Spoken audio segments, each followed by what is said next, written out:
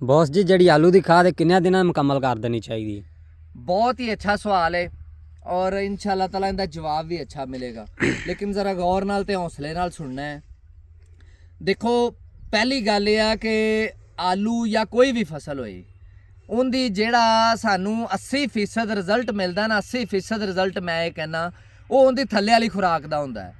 ਜਿਹੜੀ ਉਤਲੀ ਖੁਰਾਕ ਹੁੰਦੀ ਹੈ ਨਾ ਉਹ ਸਿਰਫ ਮਜਬੂਰੀ ਦੀ ਹਾਲਤ 'ਚ ਹੁੰਦੀ ਹੈ ਕਿ ਸਾਡੇ ਕੋਲ ਥੋੜੇ ਪੈਸੇ ਨੇ ਤੇ ਅਸੀਂ ਜਿਹੜਾ ਨਾ ਮਜਬੂਰ ਹੋ ਕੇ ਵਕਤਨ ਫਵਕਤਨ ਸਾਡੇ ਕੋਲ ਪੈਸੇ ਆ ਰਹੇ ਨੇ ਤੇ ਅਸੀਂ ਜਿਹੜਾ ਨਾ ਖੁਰਾਕ ਪਾ ਰਹੇ ਹਾਂ। ਲੇਕਿਨ ਜਿਹੜੀ ਤੁਹਾਡੀ 80% ਖੁਰਾਕ ਹੈ ਤੁਹਾਡੀ ਕਿਸੇ ਵੀ ਫਸਲ ਦੀ ਖਾਸ ਤੌਰ ਤੇ ਆਲੂ ਦੀ ਉਹ ਜ਼ਮੀਨ ਦੇ ਵਿੱਚ ਪਹਿਲੇ ਮਿਕਸ ਕਰਕੇ ਆਲੂ ਲਾਣਾ ਚਾਹੀਦਾ। ਤੇ ਜਿਹੜੀ ਤੁਹਾਡੀ ਉੱਤੋਂ ਜਿਹੜੀ ਤੁਸੀਂ ਖੁਰਾਕ ਥੋੜੀ ਬਹੁਤ ਇਸਤੇਮਾਲ ਕਰ ਰਹੇ ਹੋ 20% ਜਿਹੜੀ ਕਿ ਸਿਰਫ ਨਾਈਟ੍ਰੋਜਨ ਦੀ ਸ਼ਕਲ 'ਚ ਹੀ ਹੁੰਦੀ, ਬਾਕੀ ਸਾਰੇ ਖਾਦ ਸਾਰੇ ਫਰਟੀਲਾਈਜ਼ਰ ਅਸੀਂ ਜ਼ਮੀਨ ਦੇ ਵਿੱਚ ਹੀ ਮਿਕਸ ਕਰਕੇ ਪਾਣੇ ਆ। ਉਹ ਜਿਹੜੀ ਤੁਹਾਡੀ ਫਰਟੀਲਾਈਜ਼ਰ ਹੈ ਮੈਂ ਉਹ ਸਮਝਣਾ ਕਿ ਜ਼ਿਆਦਾ ਤੋਂ ਜ਼ਿਆਦਾ 50 ਦਿਨ ਜ਼ਿਆਦਾ ਤੋਂ ਜ਼ਿਆਦਾ 50 ਦਿਨ ਬਲਕਿ 45 ਦਿਨ 42 ਦਿਨ ਇੱਥੇ ਤੁਹਾਡੀ ਖੁਰਾਕ ਮੁਕੰਮਲ ਹੋ ਜਾਣੀ ਚਾਹੀਦੀ ਹੈ। ਉਹਦੀ ਵਜ੍ਹਾ ਕੀ ਹੈ ਸਾਰੀਆਂ ਗੱਲਾਂ ਅੱਜ ਅਸੀਂ ਡਿਸਕਸ ਕਰਾਂਗੇ। ਦੇਖੋ ਇਹ ਇੱਕ ਫੀਲਡ ਹੈ ਜਿਹਦੇ ਵਿੱਚ ਅਸੀਂ ਖੜੇ ਹਾਂ। ਇਹ ਫੀਲਡ 41 ਤੋਂ 42 ਦਿਨਾਂ ਦੀ ਹੈ। ਅਸੀਂ ਇਹਨੂੰ 2 ਯੂਰੀਆ ਲਾ ਚੁੱਕੇ ਹਾਂ। ਥੱਲੇ ਵਾਲਾ ਫਰਟੀਲਾਈਜ਼ਰ ਪਹਿਲੇ ਵੀ ਮੈਂ ਬੜੀ ਦਫਾ ਦੱਸ ਚੁੱਕਿਆ। ਉਤਲਾ ਫਰਟੀਲਾਈਜ਼ਰ ਸਿਰਫ ਅਸੀਂ 1 ਯੂਰੀਆ ਹੋਰ ਲਾਵਾਂਗੇ, ਤੀਸਰੀ ਯੂਰੀਆ, ਔਰ ਅਸੀਂ 50 ਦਿਨ ਦੇ ਅੰਦਰ ਅੰਦਰ ਇਹਦੀ ਖੁਰਾਕ ਮੁਕੰਮਲ ਕਰ ਦਿਆਂਗੇ। ਇਹਦੀ ਸਿਹਤ ਮਾਸ਼ਾਅੱਲਾ ਦੇਖ ਲਵੋ, ਇਹਦੇ ਵਿੱਚ ਪਾਣੀ ਦੀ ਪੋਜੀਸ਼ਨ ਦੇਖ ਲਓ। ਇੱਕ ਦਫਾ ਇੱਕ ਨਾ ਬਸ ਦੇਖ ਕੇ ਮੈਨੂੰ ਸਵਾਲ ਜ਼ਹਿਨ 'ਚ ਆ ਗਿਆ। ਇੱਕ ਸਾਇੰਸਦਾਨ ਸਾਹਿਬ ਨੇ ਨਾ ਮੈਨੂੰ ਕਿਹਾ ਜੀ ਤੁਸੀਂ ਪਾਣੀ ਬਹੁਤ ਥੋੜਾ ਕਹਿੰਦੇ ਆ ਜੀ ਲਾਓ ਤੇ ਇਹਦੇ ਨਾਲ ਫਸਲ ਦਾ ਬਹੁਤ ਨੁਕਸਾਨ ਹੁੰਦਾ। मैं वो साइंसदान साहब नूं फील्ड भी दिखांगा और फील्ड उन्होंने खुद ही जवाब देगी, मैं उन्होंने कुछ नहीं देना। लेकिन फिर भी दूसरे किसानों नूं समझना ज़रूरी है कि आलू की फसल नूं सिर्फ मामूली जा वत्तर चाहिए होंदा है, पानी नहीं चाहिए होंदा। और वो जिहड़ा वत्तर है तुसी वो देखना है, अगर तुसी घट पानी ला रहे हो तो किन्ने दिनों ते वत्तर तुहाडा ज़ाया हो रहा है, यानी वो वत्तर तुसी बरकरार रखना है। मिसाल के तौर पर अगर असीं यह देख रहे हाँ, यह वत्तर है ठीक है ना, आइए ਇਹਦੇ ਵਿੱਚ ਆਈਏ ਇਹ ਜਗ੍ਹਾ ਗਿੱਲੀ, ਇਹਨੂੰ ਅਸੀਂ ਪਾਣੀ ਨਹੀਂ ਲਾਣਾ। ਜਦੋਂ ਇਹ ਡਲੀ ਵੱਜਣੀ ਥੋੜੀ ਘਟ ਜਾਏਗੀ, ਮਿੱਟੀ ਭੁਰਨੀ ਸ਼ੁਰੂ ਹੋ ਜਾਏਗੀ, ਉਸ ਟਾਈਮ ਅਸੀਂ ਪਾਣੀ ਲਾਵਾਂਗੇ। ਔਰ ਅਸੀਂ ਆਈਏ ਇਹਨੂੰ ਕਮ ਸੇ ਕਮ 4 ਤੋਂ 5 ਦਿਨ ਬਾਅਦ ਪਾਣੀ ਲਾਵਾਂਗੇ। ਅੱਛਾ ਹੁਣ ਅਗਰ ਅਸੀਂ ਪਾਣੀ ਵਾਲੀ ਗੱਲ ਹੋ ਗਈ ਤੇ ਹੁਣ ਅਗਰ ਅਸੀਂ 50 ਦਿਨ ਤੋਂ ਬਾਅਦ ਤੇ ਖੁਰਾਕ ਲੈ ਕੇ ਜਾਵਾਂਗੇ ਤੇ ਫਿਰ ਸਾਡਾ ਕੀ ਨੁਕਸਾਨ ਹੋਏਗਾ। ਜ਼ਰਾ ਗੌਰ ਨਾਲ ਦੇਖਣੀ ਆ ਚੀਜ਼ ਜਿਹੜੀ ਮੈਂ ਤੁਹਾਨੂੰ ਦਿਖਾਉਣ ਲੱਗਾ। ਇਹ ਪੌਦੇ ਦੇ ਮੁੱਢ ਦੇ ਨਾਲ ਦੇਖੋ ਜ਼ਰਾ, ਇਹ ਲੇਟ ਬਲਾਈਟ ਦਾ ਅਟੈਕ ਸ਼ੁਰੂ ਹੋ ਗਿਆ ਹੈ।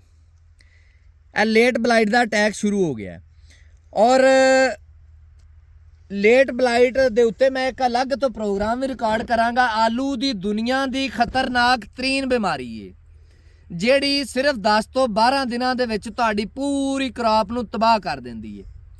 ਹੁਣ ਅਸੀਂ ਇਹਦੇ ਤੇ ਫਾਰਮੂਲਾ 2 ਸਪਰੇਅ ਕਰਾਂਗੇ। ਫਾਰਮੂਲਾ 2 ਸਪਰੇਅ ਦੇ ਵਿੱਚ ਦੁਨੀਆ ਜਾਣ ਦਾ ਬੈਸਟ ਫੰਜੀਸਾਈਡ ਅਸੀਂ ਸਪਰੇਅ ਕਰਾਂਗੇ ਜਿਹੜਾ ਇਹਨੂੰ 115-20 ਦਿਨ ਤੇ ਲੈ ਕੇ ਜਾਏਗਾ ਵੱਲ ਨੂੰ। ਔਰ ਵੱਲ ਨੂੰ ਜਦੋਂ 115-20 ਦਿਨ ਤੇ ਲੈ ਕੇ ਜਾਏਗਾ ਫਿਰ ਇਨਸ਼ਾਅੱਲਾ ਤਾਲਾ ਇਹਦੀ ਪੈਦਾਵਾਰ ਜਿਹੜੀ ਨਾ 150 ਬੋਰੀ ਜਾਂ 150 ਬੋਰੀ ਤੋਂ ਅਬਾਵ ਆਏਗੀ। ਹੁਣ ਦੇਖੋ ਅਸੀਂ ਗੱਲ ਕਰ ਰਹੇ ਹਾਂ ਬੇਸਿਕਲੀ ਕਿ ਜਿਹੜਾ ਸਾਡਾ ਫਰਟੀਲਾਈਜ਼ਰ ਕਿਉਂ ਮੁਕੰਮਲ ਹੋਣਾ ਚਾਹੀਦਾ ਹੈ 45-50 ਦਿਨਾਂ ਦੇ ਵਿੱਚ। ਇੱਕ ਤਾਂ ਇਹ ਕਿ ਕੋਈ ਵੀ ਚੀਜ਼ ਹੈ ਨਾ, ਕੋਈ ਵੀ ਫਸਲ ਹੈ, ਉਹਨੂੰ ਜਵਾਨੀ ਦੇ ਵਿੱਚ ਹੀ ਖੁਰਾਕ ਦੇ ਕੇ ਅਸੀਂ ਉਹਦਾ ਫਾਇਦਾ ਕਰ ਸਕਨੇ ਹਾਂ। ਤੁਸੀਂ ਇਨਸਾਨ ਦੀ ਮਿਸਾਲ ਲੈ ਲਓ, ਅਗਰ ਤੁਸੀਂ ਕਿਸੇ ਇਨਸਾਨ ਨੂੰ 40 ਡਾਕਟਰ ਵੀ ਮਨਾ ਕਰਦੇ ਨੇ 40 ਸਾਲ ਤੋਂ ਬਾਅਦ ਜਿਹੜਾ ਨਾ ਉਹ ਕਿਸੇ ਵੀ ਬੰਦੇ ਨੂੰ ਘਿਓ ਵਾਲੀਆਂ ਦੁੱਧ ਜਾਂ ਇਸ ਤਰ੍ਹਾਂ ਦੀ ਹੈਵੀ ਖੁਰਾਕ ਨਹੀਂ ਖਾਣੀ ਚਾਹੀਦੀ। ਇਸੇ ਤਰ੍ਹਾਂ ਹੀ ਹੁੰਦਾ ਇਹ ਆ ਕਿ ਕੋਈ ਵੀ ਚੀਜ਼ ਹੈ ਜਦੋਂ ਯੰਗ ਹੈ ਜਵਾਨ ਹੈ ਉਸ ਹਾਲਤ 'ਚ ਉਹਨੂੰ ਖੁਰਾਕ ਦਿਓ ਤੇ ਉਹਨੂੰ ਫਾਇਦਾ ਦਿੰਦੀ ਹੈ। ਜਿਸ ਟਾਈਮ ਉਹਦੀ ਜਵਾਨੀ ਦੀ ਉਮਰ ਗੁਜ਼ਰ ਰਹੀ ਹੁੰਦੀ ਹੈ ਉਸ ਤੋਂ ਬਾਅਦ ਅਗਰ ਤੁਸੀਂ ਉਹਨੂੰ ਖੁਰਾਕ ਦਿਓਗੇ ਤਾਂ ਖੁਰਾਕ ਤੁਹਾਡੇ 2 ਤਰ੍ਹਾਂ ਦੇ ਨੁਕਸਾਨ ਕਰੇਗੀ। ਇੱਕ ਤਾਂ ਜਿਸ ਟਾਈਮ 45-50 ਦਿਨ ਤੋਂ ਆਲੂ ਗੁਜ਼ਰਦਾ ਹੈ ਤੇ ਆਲੂ ਦੀ ਫਸਲ ਬਹੁਤ ਘਣੀ ਹੋ ਜਾਂਦੀ ਹੈ। ਦੂਸਰੀ ਚੀਜ਼ ਉਹਨਾਂ ਦਿਨਾਂ ਦੇ ਵਿੱਚ ਵੱਤਰ ਜਲਦੀ ਖੁਸ਼ਕ ਨਹੀਂ ਹੁੰਦਾ, ਮੌਸਮ ਧੁੱਪ ਘੱਟ ਨਿਕਲਣੀ ਸ਼ੁਰੂ ਹੋ ਜਾਂਦੀ ਹੈ। ਤੀਸਰੀ ਚੀਜ਼ ਜ਼ਮੀਨ ਦੇ ਵਿੱਚ ਔਰ ਹਵਾ ਦੇ ਵਿੱਚ ਨਮੀ ਵਧਣਾ ਸ਼ੁਰੂ ਹੋ ਜਾਂਦੀ ਹੈ।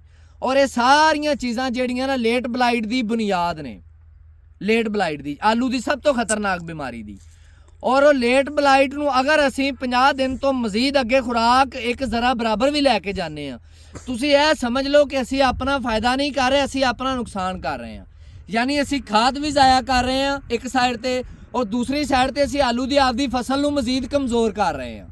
ਇੰਜ ਹੀ ਜਿਵੇਂ 45 ਸਾਲ ਦੇ ਬਾਬੇ ਨੂੰ ਪਾਈਆ ਘਿਓ ਖਵਾ ਦਿਓ ਤੇ ਉਹ ਅਗਲੇ ਦਿਨ ਹੀ ਜਿਹੜਾ ਨਾ ਵਗਣ ਲੱਗ ਪਏਗਾ ਤੇ ਬਾਅਦ ਚ ਫਾਇਦੇ ਦੀ ਬਜਾਏ ਨੁਕਸਾਨ ਹੀ ਹੋਏਗਾ।